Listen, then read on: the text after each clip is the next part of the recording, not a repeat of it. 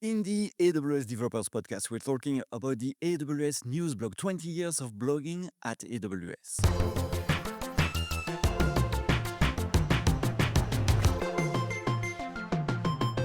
Good morning. Thank you for downloading the AWS Developers Podcast. We're available in all your good podcast applications on the web as well.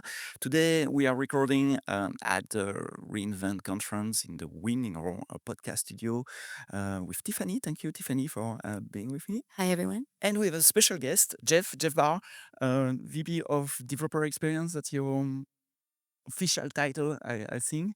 And in November 2004, you start a you wrote a few lines saying, hey, we are starting a technical blog post. Maybe it might be useful for you. The very first post was not much longer than that. The very first post, the title was welcome, and I think I kind of outlined a few of my thoughts and goals for the blog and just how we wanted to share news about what we were up to. And the hidden part behind that, I already knew that we were getting ready to start building AWS. So we are in 2004. So we are 2 years before the GA of EC2 and EC3. Exactly. So what was your plan? What was your vision at the time? My thinking at the time was I was one office away from Andy Jassy in our original PacMed building. And I was lucky enough to be able to read many of Andy's original narrative documents he was writing as he was proposing building all these different services and spinning up the teams.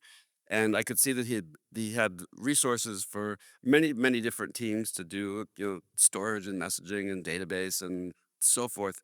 I didn't see a whole lot in the way of developer relations. And so I wrote a document for him that said, this is what a developer relations team would look like. And I also proposed that we would do different kinds of communication, including a blog. At this time, things were a little challenging to really convey the idea of a blog because most blogs were more personal and self-expression, and the idea of a blog coming from a company or from a team was relatively new. So it was very hard for me to convey the idea to Andy and to this other person, Drew Herdner, who back then was doing PR for Amazon and is still actually part of AWS today. But it means that from the very beginning of the vision from AWS, we had the developers in mind. We knew we were talking to developer first. We absolutely did, and I've always loved to get out in the community and to meet and speak with and to connect with developers.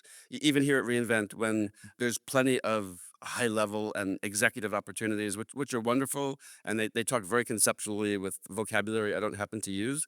I find that I really connect with and identify with the developers. There is something specific about the AWS News blog post is that you were talking and the team around you know is talking at the first person. I did try that for you, and this is how it works. And that was from the very beginning because the first post that you wrote 20 years ago was like that. It was a conscientious decision tone that you wanted to It adopt. was very conscious, and it was something that I thought about quite a bit. And if you go and read almost any of the posts, we have this very unique style where at the first part of the post, we always say, you can do this, and you can do this, and you can do this. But then we do this little flip, and then we say, I will do this, and this, and this, and this. And I'm sure that an English teacher would look at that and say, that's wrong. You have to be consistent there.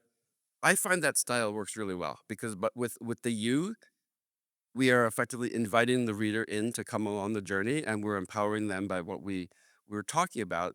But then we switch to I to make it very clear that we ourselves are personally doing those actions. And I think that part is so important to be very clear that we're not talking about something abstract that we've heard about or the team has told us could be done.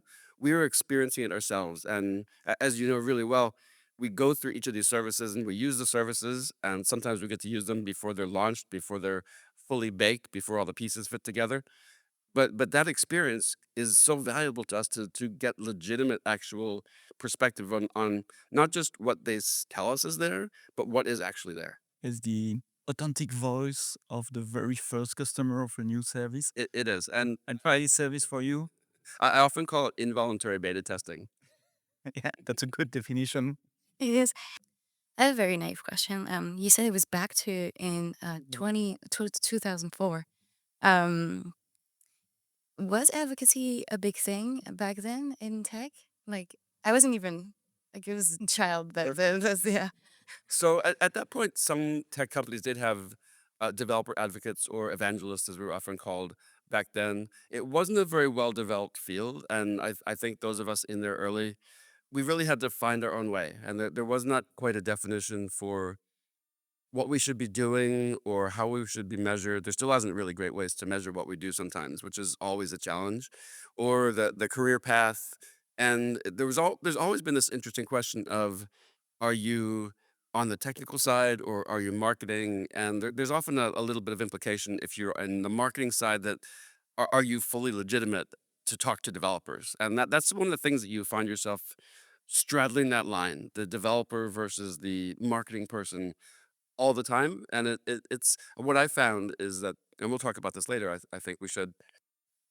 You start it as a developer, and you're kind of excited for the fact that you're now, like, you know enough about tech and excited about it to go out and tell other people about it. Slowly over the years, the marketing side kind of creeps into your personality and your daily life, and you say, well, I'm I used to be a developer, now I'm kind of a developer, now I can think about how I used to be a developer, now I'm a marketing person. And Yeah. that's actually the journey I've gone through. And as we reach the 20-year mark on the news blog, that's why I'm ready to start really going back to my basics as a developer. Yeah, that's awesome. Like those questions are still, the same. Like even 20 years after, like we still ask the same questions about like, am I still a developer? Like more marketing. The whole concept of advocacy is, it's really fun, and I think what attracts a lot of us to it is we use some new technology, we see its power, we see it, that it can be used to do really, really interesting and cool and awesome things, and we're so fired up about it. We just can't help but tell people. And that is almost the basis of it. And then to take that enthusiasm and to convey it to others in a way that gets them excited, but also feels that they lets them feel empowered and say, "Well, I read about this new feature or this new service. It either solves a problem that I already knew that I had, or it gives me a new capability I didn't even know I needed to have. Now that I have it, I can do something really cool with it." That's it's really inspiring. And when we're here at reInvent, and when we talk to people that have read our content and have benefited from it, hearing their stories and saying, well, I read a post, or I read a bunch of posts over the years, and it gave me some new ideas, it let me make a step forward in my career or in my life, it helped me, it helped my family. Those kinds of stories, those connections never get old. And to me, it's the best part of reInvent, is just getting to read, to to just, like, put out a post and you see, like, a bunch of numbers tally up as impressions or views. That's okay, but I don't think we really seek for that or try to create the content to maximize those numbers necessarily. To me, it's all about just lighting up people's brains and inspiring them to do something, and to talk to people and have them say, "Well, I've been reading and following you for 5, 10, 15 years, and it has been of some benefit to me." I find that really inspiring, and I try to actually capture that conversation and think of that conversation. I think those are my customers. Those are the people I'm writing for. Yeah. When I read your very first post from 2004, 2006, I'm really surprised by, first they are brief, they are short, and there is a very low tone, very humble. Like the EC2 launch, it's the post. It's incredible. You were on holiday. There is a picture from a swimming pool saying, "Hey, I'm on holiday. And by the way, we launch a new service to allow customer to deploy their own compute solution through an API. I hope it will be useful for you." And that's pretty much it. Exactly. So in the early days, it was really tough to get the permission to do the blog because it was such an unknown. And for I I don't even know how many years, I kind of got the sense that the company was kind of indulging me by letting me do it, versus it took a long time before I got a lot of positive feedback internally. I was doing it, and I could see by the numbers that there were readers out there. And then in those days, we didn't have much of a system for people to ask for posts. I would People would stop by the desk, or they'd see me in the hall or the elevator and say, "Hey, How can we're, you we're write launching it? something new. Would you like to write about it?" And that was the level of structure that we had in those early days. And it was probably 5 or 6 years in before my manager at the time, just happenstance, told me, he said, "You do know that the blog is one of the best parts of what we do here in marketing." And for years, I thought, well, they're just kind of letting me do it because I insist on it, versus it being a really important part of what we do. Things have gotten a lot more organized and structured since then. But those early days, it was just like, oh, they're just letting me do it just because I like to do it. That's really interesting. You said it was hard to convince them for you to write the blog post. What did you do to convince them? Like what was the like? this journey for Well, you? great question. And so I'm not very corporate, and I'm not a real. I don't understand how to like work really well in a business setting, honestly. And so I'd had a lot of discussions with Andy and with Drew about what is a blog and how does it work. And there were a lot of questions of like, what if this bad thing happens or what if this happens? And that answering all those questions is kind of part of our process at Amazon, which I didn't know. I was new to the company at the time. And after I was actually a little bit frustrated by the whole thing because I really I had a great vision for it, but I couldn't really convey what that actually was. And I had gone to a conference and I got a little coupon that said 1,000 free days of blogging for this platform called Typepad. I took that and I created the blog and I wrote 2 posts. And as soon as I showed it to all the people I've been talking to, they immediately said, "Oh, now we understand what you've been trying to persuade us to do for so long." And it's such an obvious thing that having a prototype or sample posts would have pushed us to the starting point. It, it I don't understand why I didn't do that at the time. I think, especially back then, a lot of what we did inside of Amazon PR was about risk, and it's like, what trouble could we get the company in if you do the wrong thing? And especially back then, every piece of external communication would be authored. There'd be a bunch of levels of internal like management review. You'd go through a marketing review and a PR review and a legal review. And I think they realized that a blog post wasn't the kind of thing that had to go through all those different steps. And at some point they said, okay, we accept that you're doing a blog. Here's a couple of guidelines. Don't cause any trouble. And so I've always remembered that. The purpose of the blog is to inform and to enlighten. It's not to be like a troublemaker or a muckraker or something like that. It's all about taking that news of what we've got, what we're doing, and spreading it out to the world. And at that time, I remember I joined AWS 11 or 12 years ago. Communication was, as you mentioned, so framed, and we couldn't talk about anything we want. The consequence of that is that you were the public name on these posts, so you became the public face of AWS, maybe the only name that people can attach to AWS. The rest was Exactly. And cloud, you know. so a lot of things happen as accidents of history, and that is actually one of them because most companies don't really want to really share out the names of their employees, and but it did seem really important, and this a lot of this was intuition, and I'm more of an intuitive thinker than a kind of a matter of fact Mhm. thinker like a lot of us at Amazon. So my intuition was that this would work better coming from a person than from the company. I do remember thinking I'm writing on behalf of the company, and I had this picture in my head that I had this pencil that was like 6 feet tall. That I'm kind of holding this huge pencil over my shoulder, and I'm like laboriously trying to pretend like I am a person, even though I'm part of the company. So it did take a while to really feel comfortable doing what I was doing and to really find that authentic voice. So anybody's out there saying, "Well, I'd like to do something similar," which you should. If the first couple posts or couple dozen posts don't come out right, that's all right. It can take a while to really to feel comfortable to get that connection to your audience to really kinda get your objections out of the way so you can just write honestly and authentically. This is so true. Still today, that people will not follow a company per se, but they will follow people. Yeah, a person. And Exactly. that intuition that you had was so true. And The still, so the other interesting thing that happened is because my name was on there, I do remember, like, a couple years in, I'd be out, and I remember this one time being out at a restaurant with my family, and someone come up and said, "Hey, are you the Jeff that writes the blog?" And I said, "Yes, I am," but I had this horrible fear that the next thing they were gonna tell me was, "I read something you wrote, and it was wrong, and it destroyed my startup, or burn my business down or something." I have no idea why, but that that fear has always kept me wanting to be as direct and as accurate as possible. Like we go to extreme lengths on the blog to make sure that we truly understand what we're writing about, what it is, what it does, how it works, what the limitations are, because our names are attached to it, and it really is our reputation connected to what we put out there. And it's not AWS told me the wrong thing; it's Jeff told me the wrong thing. And so I do value my reputation, and we try so hard to get the facts just right.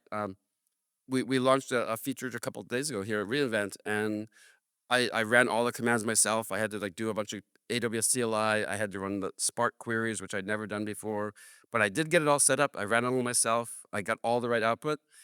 I saw something on LinkedIn yesterday that said we tried that and it didn't work, and I was kind of crushed because I I literally took those commands and I ran them and I copied them and I pasted them right into the blog and formatted them. But those were legit inputs and outputs. And so I immediately passed that along to the team to say, please go check and see what's going on there, because accuracy is everything. If they don't believe what you wrote, or if they think that we've faked it out in some way, then there goes everything. That's one of the leadership principles of Amazon. Earn And trust, trust. and you Earn earn the trust, trust absolutely.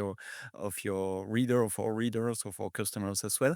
I know that you made the exercise to map all the 14 leadership principles to the blogging. We don't have time to go through all of them, but what are the most important leadership principles in terms of blogging? Let's see. Well, to me, frugality is important. It's very easy to write thousands and thousands of Mhm. words about a topic, and I've often seen new writers that they don't really think before they write. They just kind of open up and start typing, and you get many paragraphs of kind of meandering around the topic because they're not quite sure where to start. And so with on the blog, we always exercise frugality, and we say we need to be frugal with our words because we have a lot of readers, and we don't want to spend their entire working day reading the blog.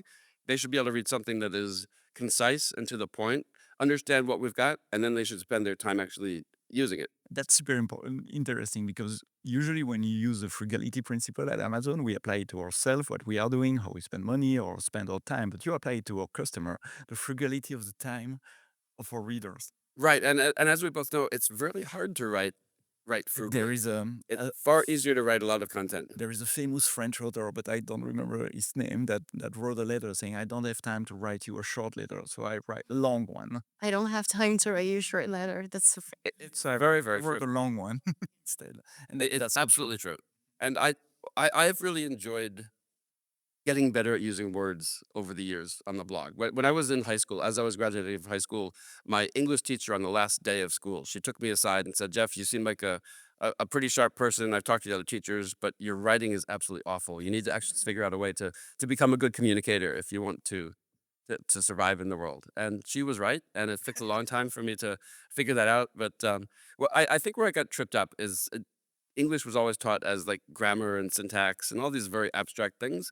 I found it much better just to do even more reading and just to watch how authors would use words. And I don't know parts of speech. I don't know how to do syntax diagramming.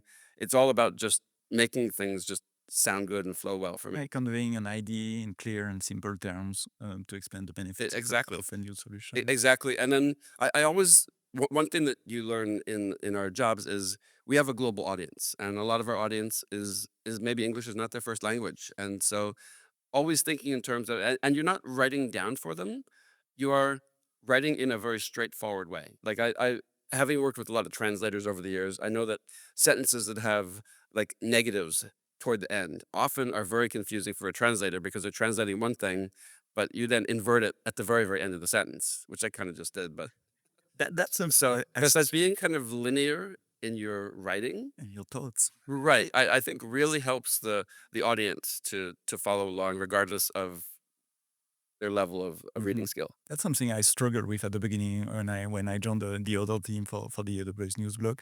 I try to show that I can write proper English. I try to make proper English, and our copy editor was still dialing me down or simplifying my phrase, saying, "No, that's too complicated. Don't use that word. Don't use that word.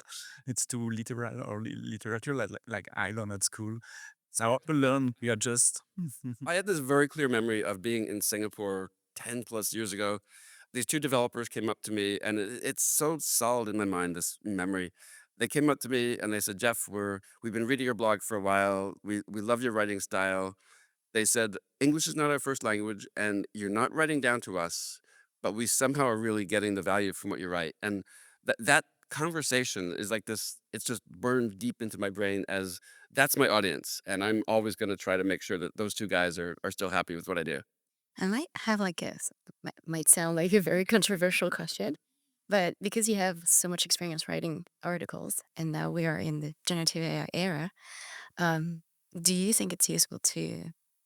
Is it useful to use AI to help you write blog posts? I actually think it would be useful. I have chosen not to do it, not of any particular like deeply held belief about it, but and we should talk about the fact that we're wrapping up my time on the news blog at some point soon here. But I want it to really be authentic up until the very end. Um, it would be kind of cool to feed all of my content into an AI and say, write the ultimate final post in my voice. And to answer your If someone question, wants to go ahead and do that, that would be awesome. I use it a bit to rephrase when I'm not happy with a phrase or paragraph. I think it can be clearer because I'm not a native writer. Starting this year, I start sometime to um, submit a paragraph to a system just to rephrase, see what it suggests. If it is good, I keep it. Maybe I tweak it a bit, but yes, it helps. I guess my biggest challenge with AI for words is that I actually really enjoy the writing process. And something that takes away some of that fun. And it's the same reason I like to build things with my hands. I really enjoy that hands-on. And there's always this very scary part when you start to write and you open up your blogging tool and it's just a solid empty screen. And you're thinking, now what am I supposed to do? And that challenge never goes away. And getting like a good title and a good first paragraph are still really hard. And I do know that AI would make that a lot better. I have no deep reason not to do it. It's just I just haven't happened to do it yet. Mhm. One of the questions I frequently receive from our readers, and especially here in Vegas, where people recognize your name on, on the badge, they say, "Oh, you're the Seb, or you're the Jeff that is writing the blog post." It's what is the process that we use at AWS to write such a quantity of blog posts for reInvent, for example? Okay, so each of us has a little bit of a different writing process. We always start with my personal process. So what I like to do is I take the document called the PRFAQ, the press release and the FAQ, and I'll put that up on half of my screen. I'll open up my mind mapping tool. I happen to use one called FreeMind. And what I do is I will read through the PRFAQ. And as I see information and facts and specifications, I will work those into my mind map. I will reorganize and resort the mind map as I go. And that's basically taking the entire PRFAQ and turning it into something more structured, but also more flat at the same time. Because sometimes we'll get some directives from the team that says, "Can you focus on this or focus on that?" But I think sometimes we take a little bit more of a zoomed out view and we try to be even-handed in our coverage. And so the mind map represents everything effectively at the same level in a nice way that you can say, well, I will kind of make my own informed decision as to what's important. And so once I've got the mind map there, I don't generally go back to the PRFAQ. So I'm almost like parsing that PRFAQ into this mind map. But it's parsing, but I'm restructuring it. Sometimes because sometimes the questions are in pretty much a random order. So by going through the questions, I'm putting all the relevant information about some aspect of this launch all together. So having that together means that I can actually make some good decisions. And I also do like to go very linearly through the writing process. Like I want to get the title just right before I'll write even the first word of content. And then the first sentence is usually written and rewritten a bunch of times, as is the first paragraph. But I don't want to go any further until I'm very happy with the title and that introductory paragraph. And if I delete them a bunch of times, that's all right. At that point, I feel like I have some momentum going, and then I'll describe what it is and what it does. Then we'll get to the demo part, and oftentimes when I do the demo part in the blog post, that is the actual first time I've opened up the console to use the service. I haven't done a dry run beforehand. I'm opening up the console for the first time, and I go through and I take the screenshots, and I'll write, I'll take a screenshot, I'll continue on as I go, and just step by step by step. I tend not to leave markers to come back and say, "Fill in this part later," because it's too easy just to do the easy parts and then leave all the hard work for later. If there's a part that's difficult, I'll just struggle through that and then continue on to the next. So, get that draft written. If it's something new, oftentimes you have to set things aside a bit while the team is fixing any issues or bugs that you found. And then once you get that first draft, we send it to the team. We go through the iterations and the review process. I do take a lot of care to make my screenshots look good. I like to scale them properly. I like to put good borders on them. If there's extra like white space or dark space, I guess, if you're in dark mode, I will sometimes kind of slice a little bit of that out just to get the information density a little bit higher. Um, Occasionally, you'll see typos on the pre-release consoles. I'll go in with the browser object model and just fix those up. And very, very occasionally, I'll see error messages I think could be better. So I'll tell the team, "Hey, here's a better suggestion for the error message that can come out." And I think error messages are the the utmost example of how hard it is to write a short thing, because sometimes they only have 3 or 4 words, and sometimes I'll read this thing, I've got an idea for a better error message, so I'll just even give them that feedback. So I think that part is really important, is that we're using these services, but we're also testing them. And because we're closer to the customers than they are, we have this awesome opportunity to give them some feedback and say, well, I'm the first customer. I'm pretty experienced with AWS, and this part could be a little bit better. At the same time, you acknowledge that they've put a lot of work into this already, and that little step for us might be one step too far for them for that first release. So you have to respect all the work they've already put in. I think that's super important. I think it's really interesting that actually when you write the blog post, you are trying the service for the first time, Exactly. and that's something I didn't know. Like, Well, yeah, well, you can sometimes paint yourself into a bit of a corner. Is the fun part when you do that, but you have to kind of keep yourself challenged. Like there yeah. in some of the consoles, there's a page that they call like the first run page or the first experience page. Sometimes it's actually hard to get back to that state after you've gone past it the first time. Like it's like a special pop up that says here's the new XYZ 1000 and here's all the cool stuff it does. You can't always find that one again later when you need it. So it's important to capture it the first time around. It's definitely something I should do. Especially specifically because I'm more in a like video content creation side. So like this is like so inspiring what you're saying. Yeah. Many of our readers think that we are deep specialists of everything on AWS, and we talk about that already together. But you receive a lot of questions saying, "Hey, I try to follow your instruction. What is this or that?" Or even internally at AWS, we receive So questions. this job generates the ultimate imposter syndrome because we have to be instant experts at everything, and I definitely am not. There was one launch I was working on for reInvent where as I was messaging with the PM for the launch, he told me, he said you need VPC and you need VPC lattice and you need private subnets and you need private link and you need step functions and you need event bridge. And I said, that's I have no idea how to make all those things work together. He said, "Of course you do. I've read all your blog posts. You can do it." And I said, "I've successfully fooled you then, because it's going to take me a lot of work to be able to be be facile with all those different things at once." And it was actually a lot of work. And it turned out that in the before we launched Private Link back in 2019, I think they'd put a special flag on my account so I could use Private Link. I'd never gone back to that since, and then when I tried to use it again, that flag actually stopped me from using Private Link, which was really hard for us to all Yeah, we don't have figure out. regular AWS accounts. They've been pre-authorized to use all type of service that are no They're longer pre-authorized, but mine is just a mess of random things I've plugged over the years, and every year before reInvent, I say, "This time I'm gonna be super disciplined. I'm gonna tag everything as I create it so I can very easily find everything by tag later." Always in the press of getting things done, at some point that discipline falls down. So I'll just have to wait for the next bill and just go through the bill line by line and delete all the stuff that I don't actually need. Because sometimes they'll direct us to regions that we don't usually use. I happen to do a lot in the US West 2 and US East 1 regions. Sometimes they'll say, okay, launch this one in Ohio or launch this one in France or wherever you want to be. And so I need to go back and find all those resources and put them to rest. 20 years of blogging. Do you have some data, like the number of blog posts? Yeah, so I did 3,300 and something posts, I believe was my Wow. number. About 1.5 million words, which it turns out is 2 complete sets of Harry Potter. Wow. So you wrote more than J.K. Rowling. I think so, or over a long period of time, and it's a very, very different kind of writing. Now, I would actually love to do other kinds of writing. I would love to, like, write science fiction and so forth. I found that all this frugality is really difficult when you try to write, like, a lot of good stories that you read takes one event and stretches out over 400 pages. And the authors that can do that, it's a masterful thing. And you as you follow the story, you realize that almost nothing has actually happened, but they've stretched it out and they're making those like millisecond by millisecond steps into the future.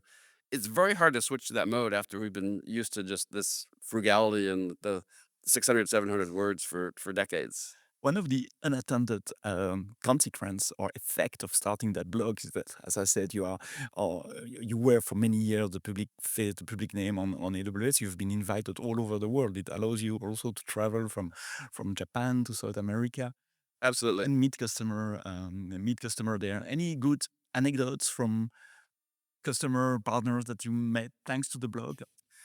The thing that you realize about what we get to do as developer advocates is we get to change people's lives for the better, and that it might be something that the all the details that we obsess over and sweat over, and to make some really really good helpful content, that's something that somebody somewhere is going to read and get inspired and say, I can use this in my job, or I can learn this and I can use this to get a better job. And when you hear that over time, and you hear that not only has it been better for this person, but they get to the point of saying, this has like changed the world for me and for my family and going into the future.